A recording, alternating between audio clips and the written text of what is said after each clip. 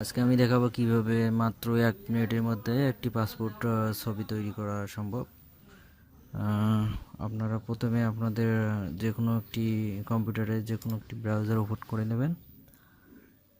দেখেন আপনাদেরকে দেখাইতেছি, আমি গুগল ব্রাউজারটি ওপেন করে নিলাম। তারপর আমি লিখলাম, দেখেন আমি লিখতেছি www.removebg.com। এখানে লিখে সার্চ দিলে আপনাদেরকে নিয়ে যাওয়া হবে একটি সাইটে। দেখেন আপনারা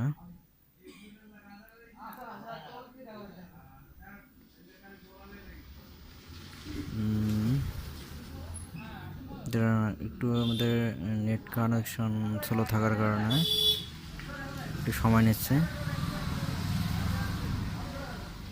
এইখানে এসে গেছে, দেখেন এই যে সাইডে একটু এইখানে দেখেন, এইখানে সাইডে একটা লেখা আছে আপলোড ইমেজ। এইখানে জাস্ট এইখানে একটু ক্লিক করবেন।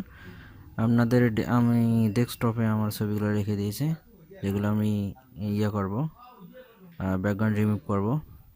এই যে আমি নিচের ছবিটা ব্যাকগ্রাউন্ড রিমুভ করব, জাস্ট একটা ক্লিক,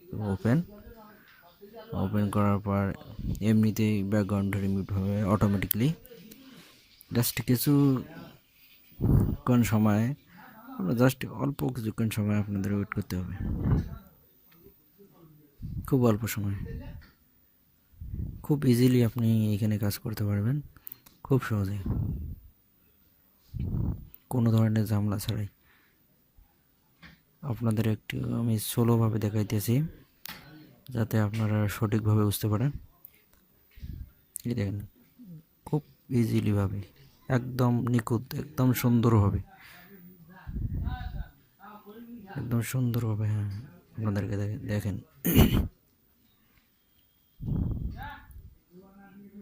দেখছেন, একদম নিখুঁত। তারপর আপনারা এডিটে ক্লিক করবেন। এডিটে ক্লিক করার পর আপনি একটা জাস্ট এখানে ক্লিক করবেন। এখানে ক্লিক করার পর আবার আপনাদের আমি একটা ব্যাকগ্রাউন্ড এখানে সিলেক্ট করে রাখছি। ব্যাকগ্রাউন্ডটা জাস্ট ওপেন করবেন, ছবির নিচে এটা ব্যাকগ্রাউন্ডটা সিলেক্ট হয়ে যাবে অটোমেটিক্যালি। তারপর ডাউনলোড অপশানে ক্লিক করবেন, তারপর ডাউনলোড ইমেজ, তারপর ইমেজটি ডাউনলোড হয়ে যাবে। তারপর আপনারা টেনে অ্যাডোবি ফটোশপে আপনাদের পাসপোর্ট অথবা যে কোনোভাবে আপনি একটা ছবি তো নিতে পারবেন। এটা আমি জাস্ট আপনাদের করে দেখাচ্ছি পাসপোর্ট সাইজে। এই দেখেন, খুব সুন্দরভাবে, খুব একদম ইজি, একদম ইজি।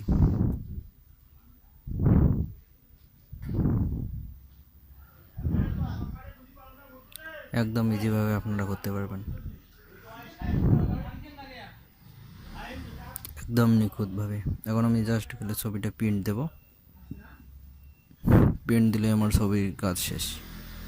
কোনো ধরনের কাজ করা আমার লাগলো না, জাস্ট ছবিতে যদি কোনো একটু তুলতে একটু হয়, জাস্ট আপনি একটু করে নেবেন।